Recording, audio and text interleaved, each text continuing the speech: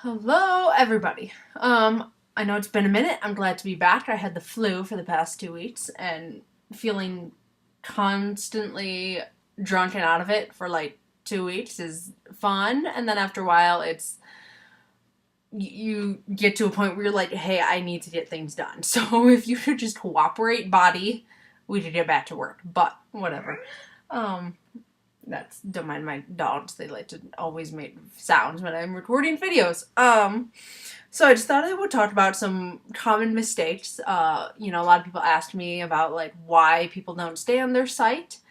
And this is not about design and like the size of your banner or pop-up ads. That's design. That's not copywriting. Copywriting is like the literal words. So when you search like common copywriting mistakes and you see like, oh, the size of your titles and headlines are too big. I'm like, that's not, we're talking about words, not, that's design problems. Anyway, number one I see all the time is when companies have like an about me page that says we, and then you find out it's just like a solopreneur and there's no we. I think a lot of people use we to sound like a bigger company than they are. It's like if I said, and we started Relentless Enterprises, which is my actual business name. And then you email me and there is no we and it's just me, and then I sound crazy because I've made up other people, and then you know what I mean? Like you sound untrustworthy or crazy. Neither are good. Neither one of those are good for clients and business. So if it's just you, use I. Don't talk in third person. Just say, I started this company. I help you do this. You know? Number two, mentioning taglines and what you actually do. I think, for example, I go to a lot of fitness sites and their tagline is like, helping you find your balance. And I'm like, but what do you do? Do you help me get in shape? Is it like work-life balance? Like that is so general, and usually people will come to your site and they'll either click away. You have like 3 seconds to make somebody entertained enough or interested enough to stay, or have them say, oh, well, yeah, I want to get in shape, or I want to sell more things, or I want to whatever it is. And you have to say that in like 3 seconds and they have to know exactly. So if you have a general stupid tagline of, finding your balance, or, oh, the best are when you go to a page and they're like, we're helping revolutionize the technology industry. It's like, what the fuck does that mean? How? What do you do? Why do, that's an instant click off. Like, you have to tell them exactly what they're going to do and what they're going to get by staying on your website right away. End of story. And number three, the third most problematic thing I see is that they use a lot of words that are specific to their own industry.